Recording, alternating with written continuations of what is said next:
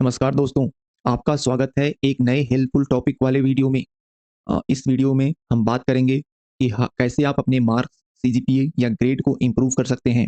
बहुत सारे लोगों की क्वेरी आ रही थी कि भैया कुछ टिप्स बताइए, हमारे मार्क्स कुछ कम रह गए हैं क्विज़ में, तो हम कैसे इन टर्म में अपने मार्क्स को इम्प्रूव करें। तो मैंने सोचा कि क्यों ना इस पर एक डिटेल वीडियो ही बना दूँ, जिससे बहुत सारे लोगों को फ़ायदा होगा। तो आइए हम इस वीडियो में हम कुछ टिप्स के बारे में बात करेंगे कि आप अपने मार्क्स अगर इम्प्रूव करना चाहते हैं तो आपको किन चीज़ों को फॉलो करना चाहिए, क्या करना चाहिए अगर अपने मार्क्स, सीजीपीए या ग्रेड को इम्प्रूव करना चाहते हैं तो। पॉइंट वाइज मैं बात करूंगा। सबसे पहला और सबसे इम्पोर्टेंट पॉइंट जो मैं आपको बताऊं तो वो है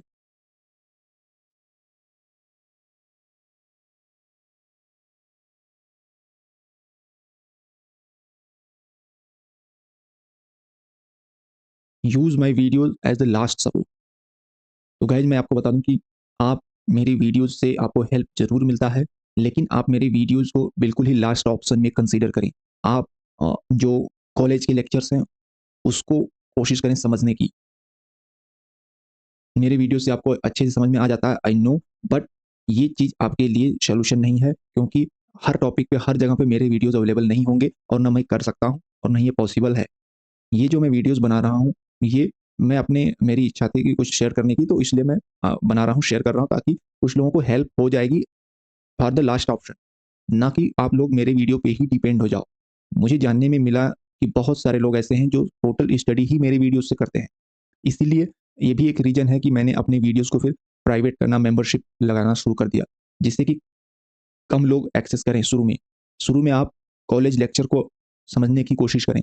और मैं ये आपको बता दूँ कि पूरे दावे के साथ मैं आपको बता दूँ कि जो कॉलेज के लेक्चर हैं, जो 30 मिनट, 40 मिनट के लेक्चर हैं, अगर आपने उसे पूरा अच्छे से कंज़्यूम कर लिया, तो उस टॉपिक पे आपको फर्दर कोई भी वीडियो की ज़रूरत नहीं पड़ेगी।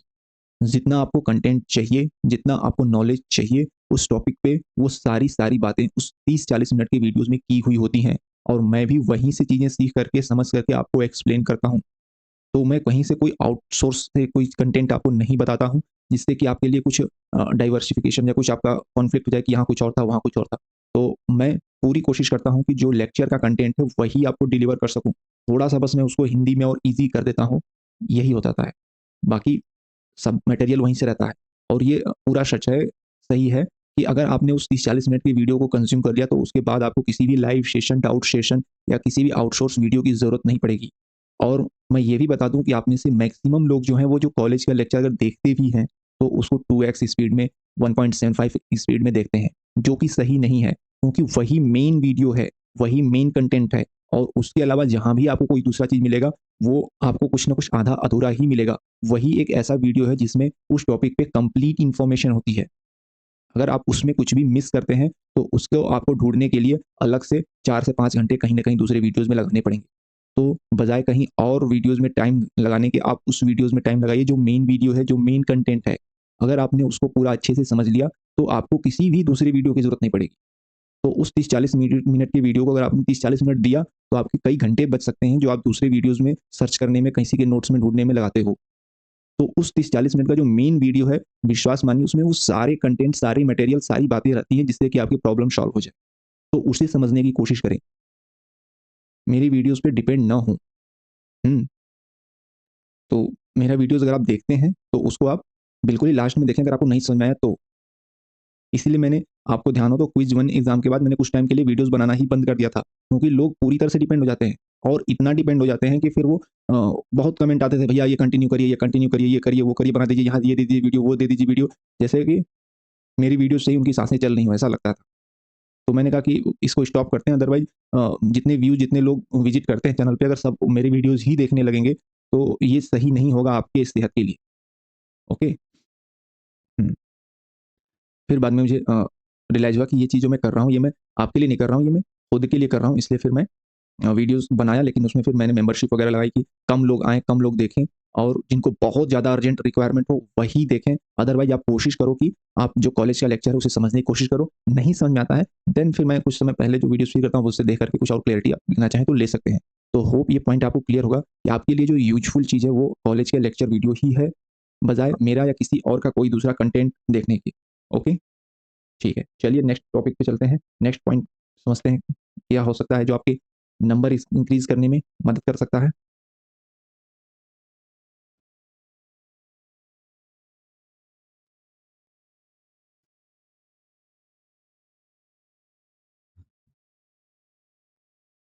Solve all practice assignment, graded assignment and activity question.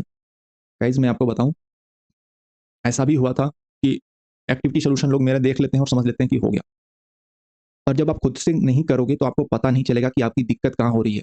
आपको खुद से सॉल्व करना होगा, सारे प्रैक्टिस असाइनमेंट, सारे ग्रेडेड, सारी एक्टिविटी सॉल्व विद जितने भी क्वेश्चन है आप खुद से सॉल्व करो। अगर आपने सोल्यूशन देख लिया, सपोज दैट आपने देख लिया कहीं सोल्यूशन, फिर भी उसको आप खुद के पेन पेपर से, खुद के हाथों से करो। खुद से जब तक आप नहीं करोगे तब तक आपको पता नहीं चलेगा कि क्वेश्चन कैसे सॉल्व होते हैं। केवल सोल्यूशन देख लेने से, वीडियो में देख लेने से आपको कोई फायदा नहीं होने वाला, 0% फायदा होने वाला है। अगर आपने डायरेक्ट सोल्यूशन देख लिया कि इसका कैसे सॉल्व करते हैं, आपको कोई फायदा नहीं होने वाला, और मैं नहीं चाहता कि आपका ग्रोथ ना हो, मैं चाहता हूँ आपका ग्रोथ हो। इसलिए आप खुद से सॉल्व करो। अगर आपने देख भी लिया है तो भी कम से कम 2-3 बार उसको खुद के पेन पेपर पे उतारो, अपने हाथों से उसे सॉल्व करो।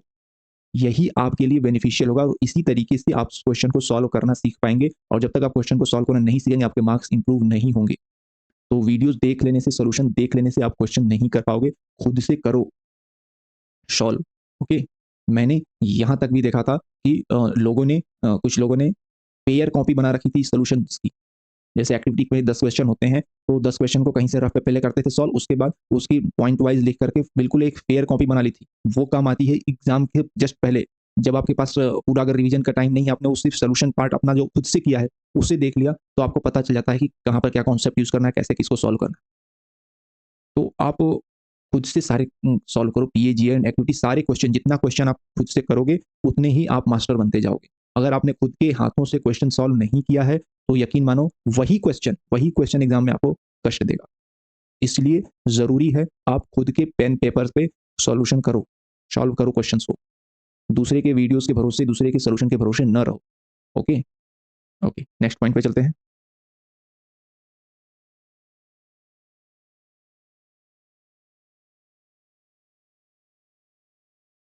Do group study guys.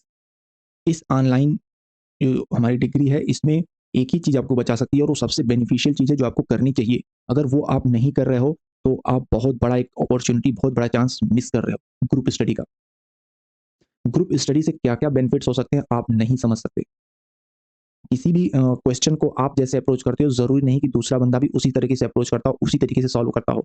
बहुत सारे ट्रिक्स एंड टिप्स होते हैं, बहुत सारे टेक्निक्स होते हैं, बहुत सारे कैलकुलेशंस मेथड में सबके डिफरेंस हो जाता है। तो जब तक आप 3-4 लोग एक साथ चीज़ों को करोगे, डिस्कस करोगे, तभी आपको पता चलेगा कि एक पर्टिकुलर पॉइंट पे क्या क्या और अप्रोच हो सकते हैं। एक क्वेश्चन को कैसे हम अप्रोच कर सकते हैं, सॉल्व कर सकते हैं, कैसे इसको जल्दी कर सकते हैं। जब आप दूसरों के साथ पढ़ाई करोगे तभी आपको पता चलेगा कि आप कहाँ लैगिंग बिहाइंड हो, कैसे आप दूसरा कोई आपसे जल्दी कर रहा है, आप पीछे रह जा रहे हो, कैसे दूसरा अप्रोच कर पा रहा है, आप नहीं कर पा रहे हो।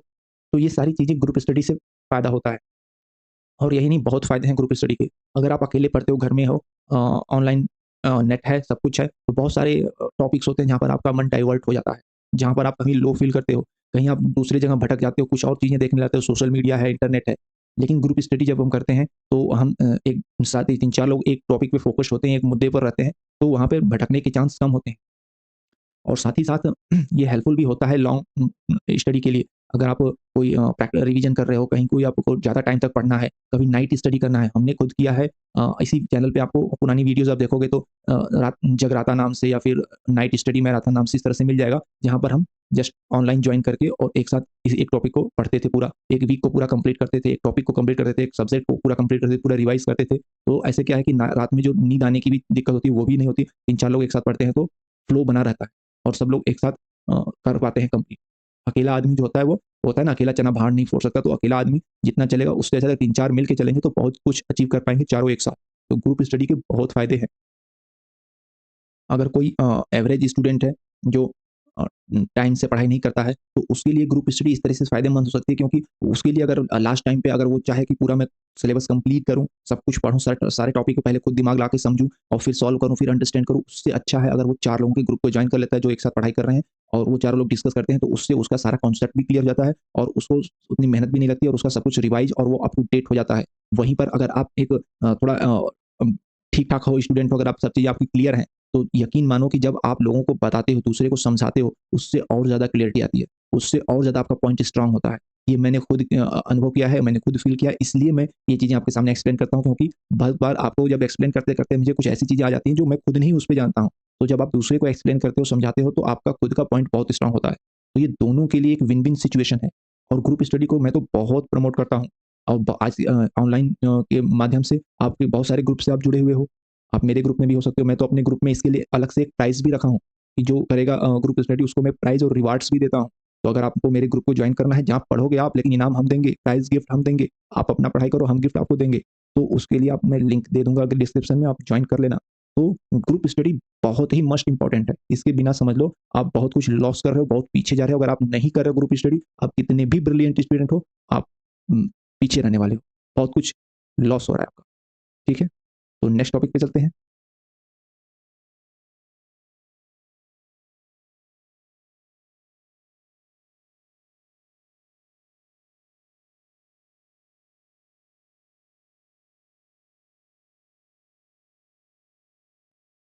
हुँ। अगला पॉइंट हो सकता है आपके लिए फ़ायदेमंद, complete your syllabus at least 1 week early. आप अपना सिलेबस जो भी एग्ज़ाम आने वाला है, अगर क्विज़ एग्ज़ाम आ रहा है तो उसका सिलेबस, इंटर्म एग्ज़ाम आ रहा है तो उसका सिलेबस एट लीस्ट 1 वीक पहले खत्म कर लो। 1 वीक तो मैं एट लीस्ट बोल रहा हूँ, आप चाहे तो 15-20 दिन पहले भी खत्म कर सकते हो। सिलेबस आ जाता है। लेकिन 1 वीक जो लास्ट का होता है, उसमें आप कोर्स कंप्लीशन के लिए मत रखो। वो जो 1 वीक लास्ट का होता है, वो सिर्फ़ और सिर्फ़ पीवाईक्यू प्रैक्टिस के लिए होता है, ना कि रिवीज़न के लिए भी नहीं होता है। आप कंप्लीट कहने का मतलब आप विद रिवीज़न अपना सिलेबस जो है 1 वीक पहले खत्म कर लो और 1 वीक सिर्फ़ और सिर्फ़ पीवाईक्यू में रखो। मैं अगर अपनी बात करूँ तो हम पीवाईक्यू प्रैक्टिस करते थे और कैसे करते थे, मैं ये भी आपको बता दूँ कि हमें पीवाईक्यू मिल जाता, उसमें से मैं आंसर्स को हटा देता। हालाँकि आंसर्स वो ग्रीन और ब्लैक कलर में रहते हैं, उस कलर को भी मैं चेंज कर देता था और सारे के सारे एक कलर करता था, जिससे सामने वाले को पता ना चले कि आंसर क्या है। फिर वैसा एक मैं पीडीएफ बनाता था क्वेश्चन्स का और उसको मैं अपने ग्रुप में शेयर कर देता था। और उससे पहले हम एक जीमीट पे ऑनलाइन जॉइन हो जाते थे, जो भी लोगों को पीवाईक्यू प्रैक्टिस करनी है। तो वो जॉइन होकर के और एक काउंटडाउन टाइम लगा देते थे 40 मिनट का, 45 मिनट्स का, और उस पर्टिकुलर टाइम में हम उस क्वेश्चन पेपर को सॉल्व करते थे और उसके आंसर्स नोट करते थे और सभी उसको अपना फ़ोटो क्लिक करके ग्रुप में भेज देते थे और टाइम अप होने के बाद हम उसका सॉल्यूशन डिस्कस करते थे। तो इस तरीके से भी आप कर सकते हो और उसके बाद भी सारे पीवाईक्यू सॉल्व करने के बाद भी मैं दूसरों के डाउट सॉल्व करता था, जो दूसरों को नहीं समझ में आ रहे पॉइंट्स। तो 1 वीक जो लास्ट का होता है वो सिर्फ़ और सिर्फ़ क्वेश्चन सॉल्विंग के लिए होने चाहिए, जो होता है प्रैक्टिस के लिए होनी चाहिए, ना कि कोर्स कंप्लीशन के लिए। कोर्स आपका एट लीस्ट 1 वीक पहले फिनिश हो जाना चाहिए ऑल विद रिवीजन। सिर्फ़ 1 वीक में आप क्वेश्चन सॉल्व करो जितने से ज़्यादा हो सकते हैं। इसी तरीके से आप एग्ज़ाम में अच्छा क्वेश्चन सॉल्व करके विद इन टाइम फ्रेम आप अच्छे मार्क स्कोर कर पाओगे। यही एक तरीका है। Okay, so complete your syllabus at least 1 week early. Next topic पे चलते हैं।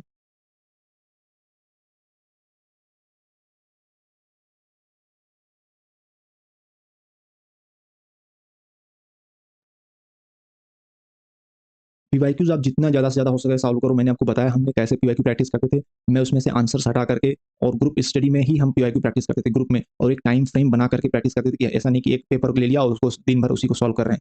विदिन 30 टू 40 मिनट्स, 45 मिनट्स आपके पीवाईक्यूज़ हो जानी चाहिए। हार्डली 15-16 क्वेश्चन होते हैं, तो हो जाने चाहिए। तो एक टाइम फ्रेम लगा करके आप पीवाईक्यू की प्रैक्टिस जितना ज़्यादा से ज़्यादा करोगे, वही आपको ग्रेड और सीजीपीए इंप्रूव करने में मदद करेगा। वो उससे आपको पता चलेगा कि एग्ज़ाम में क्या लेवल होने वाला है, कैसे क्वेश्चन्स आने वाले हैं और उसको आप कैसे अप्रोच करो। सिर्फ सॉल्व करना इंपॉर्टेंट नहीं है, उसको विदिन टाइम सॉल्व करना इंपॉर्टेंट है। इसलिए टाइम स्टार्ट करके काउंटडाउन लगा करके ही आप जो है टाइमर लगा के आप सॉल्व करो। ओके, नेक्स्ट टॉपिक पे बताते हैं।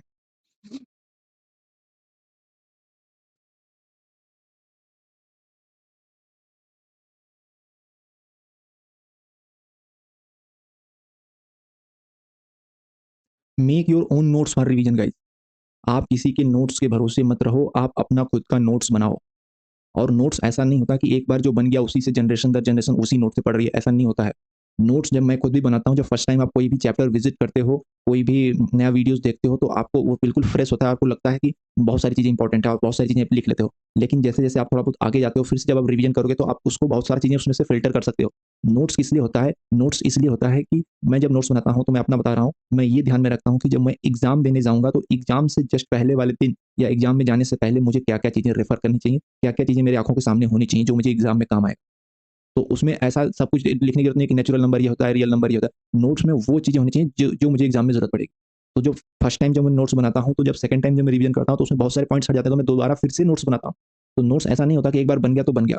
वो नोट्स बार-बार बनता रहना चाहिए। जब भी आप उस टॉपिक पे जाओ, रिवीजन करो, तो उसमें कुछ फ़िल्टर करो, अल्टर करो और फिर से नोट्स बनाओ। तो वो नोट्स होता है और आपके जो नोट्स होंगे वही आपके काम आएँगे, दूसरे के नोट्स आपके काम नहीं आने वाले।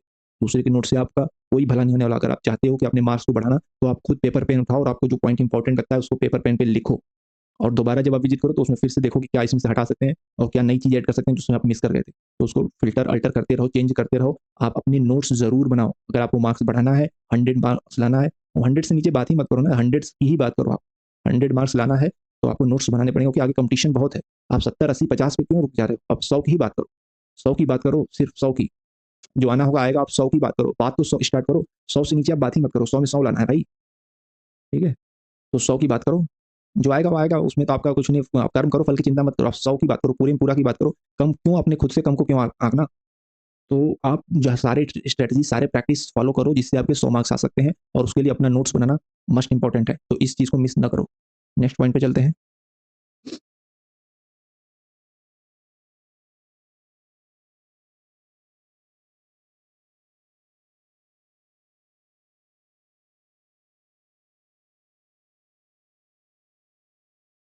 आप एग्ज़ाम में जाने से पहले अपने एक स्ट्रैटेजी बना के जाओ एग्ज़ाम में, कि आपके जो-जो सब्जेक्ट्स होने वाले हैं, उसमें आप कितना टाइम देने वाले हो, पहले क्या करने वाले हो, उसके बाद क्या करने वाले हो, क्वेश्चन्स का भी पैटर्न आपको पता चल जाता है, तो आप किन क्वेश्चन्स पे ज़्यादा ध्यान दोगे।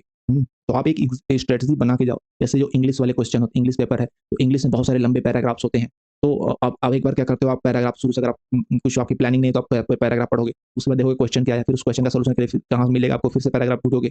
तो इसमें आप प्लानिंग कर सकते हो कि नहीं, पहले हम उससे क्वेश्चन्स पढ़ लेते हैं, क्या-क्या उसमें क्वेश्चन पूछे गए हैं। तो क्वेश्चन अगर 5 क्वेश्चन है, तो पाँचों क्वेश्चन पढ़ने से आपको आइडिया लग जाएगा कि इस पैराग्राफ में बात क्या की गई है।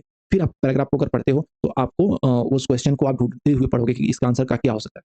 तो आप इस तरह से स्ट्रेटजी कर सकते हो, प्लानिंग कर सकते हो कि मुझे इतने टाइम्स में क्वेश्चन के साथ सॉल्व कर रहे हैं, इसके बाद या फिर एक क्वेश्चन में मुझे इतना टाइम देना, अगर एक क्वेश्चन पे इससे ज़्यादा अगर टाइम लग रहा है, आप अटक रहे हो, तो आपको आगे बढ़ जाना है। तो ऐसा नहीं होना है कि आप आधे घंटे एक ही क्वेश्चन में उलझे रह जाओ और आपका आधा घंटा निकल जाए, बाकी आप जो ईज़ी क्वेश्चन था जिसको आप सॉल्व कर सकते थे, उसे आप किए ही नहीं, अटेम्प्ट ही नहीं की।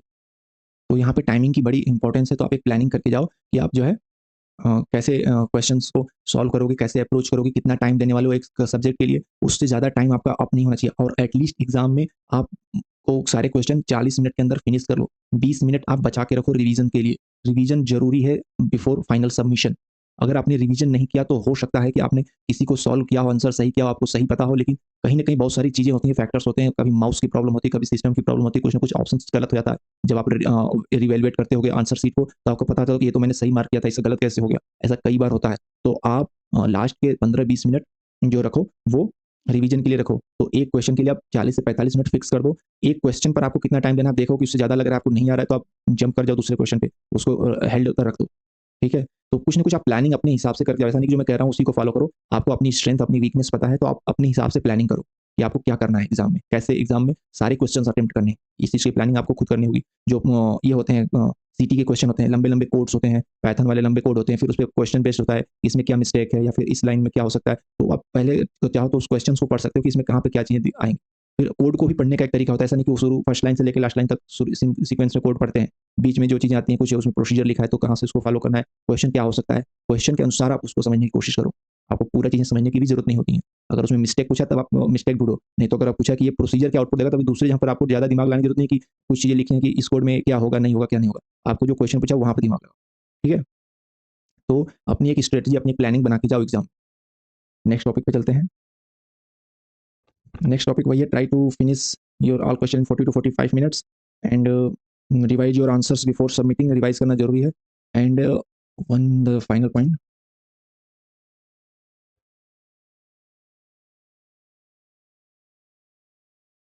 कि only practice is the key. अगर आप बहुत क्वेरी आती है, भैया टिप्स बताओ, कैसे आ सकता है मेरा मार्क्स ज़्यादा, कैसे मैं इम्प्रूव करूँ?